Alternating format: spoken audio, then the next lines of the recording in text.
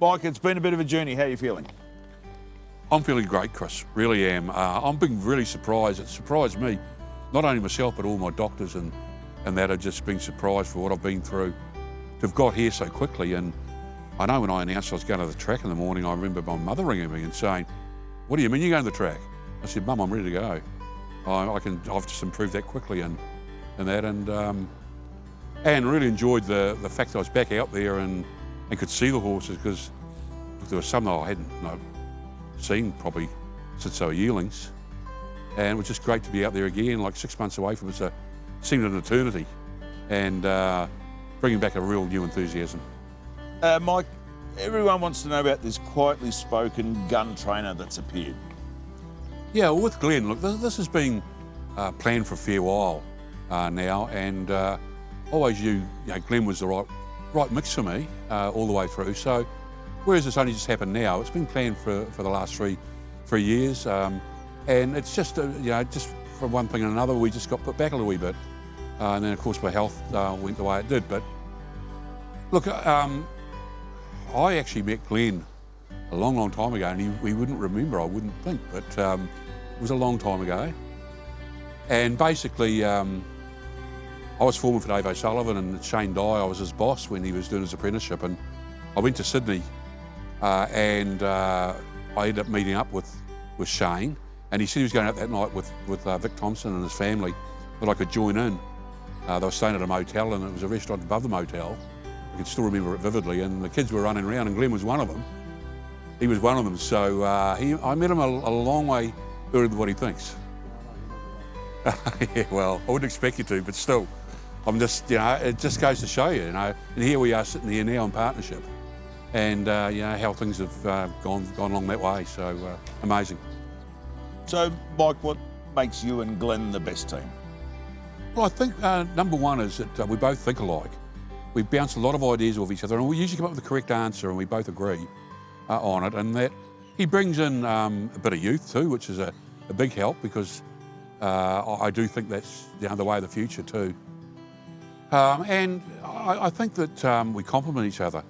I can talk a bit, and I can handle the owners side, but he just loves the horse side of it, and he's quietly spoken.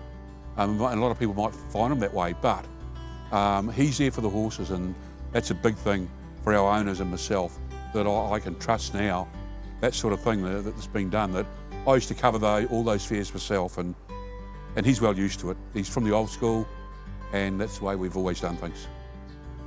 Mike, you still have the hunger for Group 1 winners? Yeah, certainly do, Chris. Look, our stable has been lucky enough to keep winning Group 1 races all the way through, so we're used to it, and my fondest memories are of those Group 1 wins. I know, you also got fond memories. A lot of people have their first winners, even, and the look on their faces. But certainly the after-match functions and that after we've won the Group 1s have been terrific. We've been lucky enough to win a lot of them. So, Mike, 50 Group 1 winners in 45 years?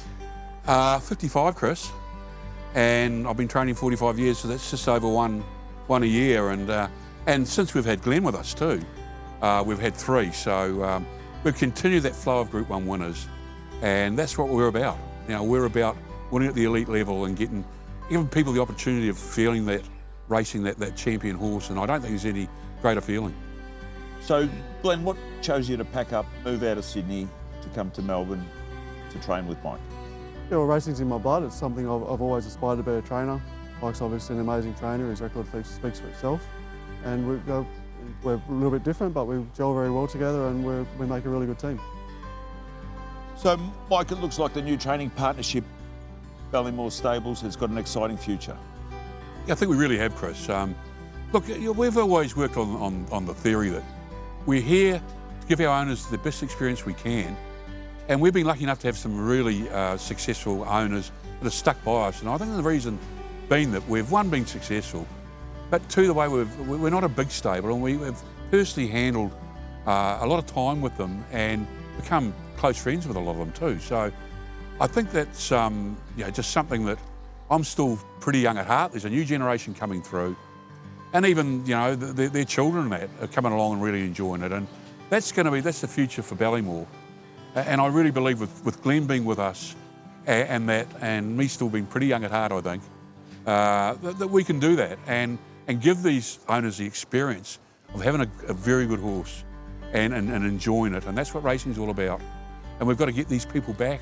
We know that we haven't helped generations come back. I want to be part of bringing those generations back. And look, to do this, Ballymore have put their systems in place, and they're proven systems. And we start off by sourcing the best horses we can. We've got my brother Paul, who's all around the world looking. He's proven to be one of the best judges in the world. I know he's widely respected by a lot of people in racing, but also the other agents as well, when you talk to them around the world. So that's number one, and it's worked. He's sourced most of the horses that we've had who won Group 1 races. We're going to continue with that. And we've got those sort of systems in place, and the proven way of doing it for Ballymore. Also, besides that, we've got stables in New Zealand, and we're going to get first option on those horses, and we have 45 to 50 of them work over there. And some are owned by Australians already, and Pam does a great job over there, so we're always going to have a bit of a head start there. But not only that, the years that I've lived in New Zealand, we've got people placed there strategically that are always looking for me. So I think we've got a bit of a head start on a lot of stables for that reason. Yeah, look, I got to watch a lot of racing on TV, which I didn't think I'd do, but with all our runners, etc. But what I really sort of was impressed with was what a great job racing.com do, because I got to watch the documentary on how RVL and that went and rescued those horses. It's something I'd never really watched before, and even with Charlotte Littlefield and the girls on their show, I was just amazed at some of the stories. And racing brings that to everybody. It's an overall aspect of a lot of different things. It's its own world, really.